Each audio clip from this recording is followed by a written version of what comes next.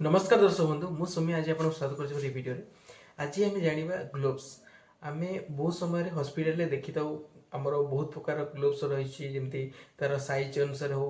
6, 6.5, 7, 7.5, 8 ये बहुत प्रकार साइज ग्लोव्स अवेलेबल होची और बहुत प्रकार ग्लोव्स रोचे जमी मुझे कहूँ काल्टेक्स एग्जामिनेशन ग्लोव्स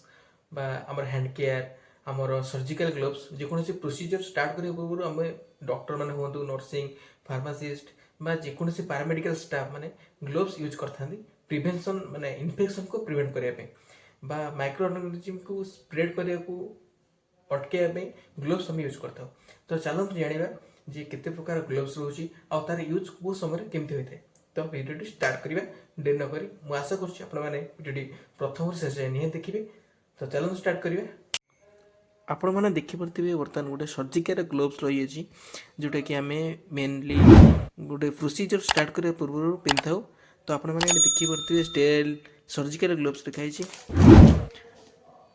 इधर आप देखिपे Surgicare non not just for another gloves disposable surgical मैंने यहाँ सिंगल यूज कराए ये ग्लोव्स गुड़ी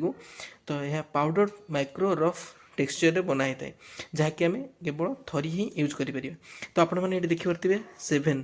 साइज 7 माने यार बहुत गुड़े सैज रोचे जमी आपको 6, 6.5, 7, 7.5, 8 ये तार सैज रोचे तो आपने देखिपे ये तार प्राइस फ्राइस आम एक्सपायरी डेट सब लिखाई मैन्युफैक्चरिंग डेट ये सेमती आप देखिपे ये गोटे हैंड केयर ग्लोव्स जोटा कि आमर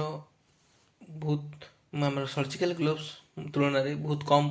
पैसा मिलता है तो यह आम सर्जिकल प्रोसीजर मध्य जमी सक्शन हो जमती कि राइस ट्यूब लगे प्रोसीजर हो जेकोसी प्रोसीजर यहाँ यूज कर प्रायतः प्रोसीजर केस रे आम यहाँ यूज करता तो यार सैज आप देखिपे जमती कि मीडियम लिखाई 7 ରୁ 7.5 ये यहाँ मीडियम लार्ज लार्ज साइज सेमती रोचे आप 8 ରୁ 8.5 तो आपंकर स्मॉल साइज रोचे 6 ରୁ 6.5 तो ये यार भी साइज रोचे तो ये आप देखिपे टीयर हेयर माने यूर आपन को एमती चिरिया पड़ो ओपनिंग पाई तो आपणकर ये गोटे ग्लोव्स रोचे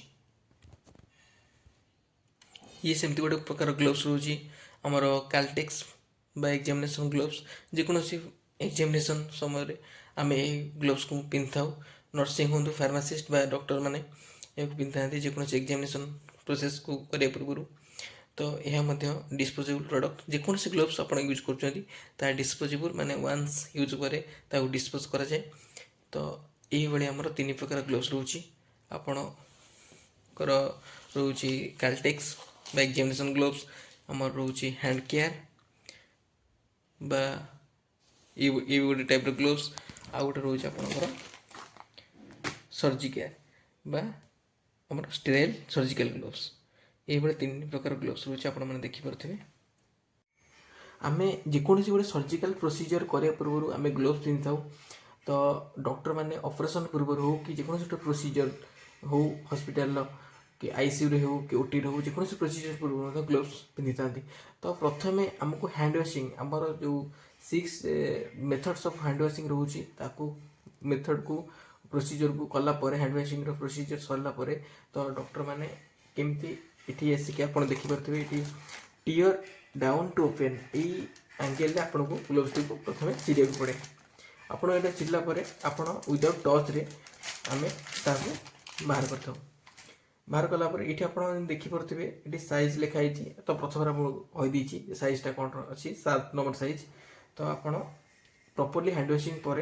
ग्लोव्स को टच कले तो ये आमर सिंबल अलरेडी दे दी left hand already right hand तो सी अनुसार आपन को विदाउट टच रे आपन को खोल पड़ो ये टाइप खोली प्रथम खोलीदे पड़े तो तापर आपण आउटर साइड को टोटली टच करेंगे ना जेकोसी आप फिंगर जो पार्ट रोचे आप आंगुली जो आउटर पार्ट को हम टच करेंगे ना कारण से रोचे आपणकर स्टेराइल तो आप भीतर पटू आपण ये भाव में पिंधे प्रथम आपणकर बुढ़ा आंगुली तापर आपणकर सब जगह आंगुली को प्रथम एमती ये भाव में टाणी देवे जहाँफल कि आप संपूर्ण ग्लोव्स पिंधि तापर सेकेंड ग्लोव्स को विदाउट टच केमी आम स्ट्रेल पिंधि पार से आपको कौन तो देखिपे आप ये गोटे रखापी हाथ अलरेडी ये हाथ आम स्ट्रेल ग्लोव्स पिंधि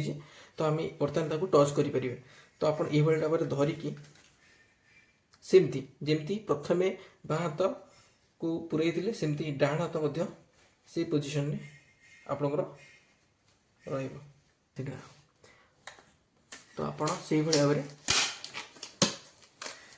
ग्लोव्स टी को पिंधिदेले तो आपरे निजर हाथ दुईट को मुठे करने द्वारा आप ग्लोव्स टी पूरा संपूर्ण हाथ में फिट हो जाए तो आप जेकोसी सर्जिकल प्रोसीजर करने पूर्व आपड़ यही भाव में ग्लोव्स टी पिंधि आप नेक्स्ट स्टेप आप प्रोसीजर को स्टार्ट कर पारती तेणु भिडियोटी देखते धन्यवाद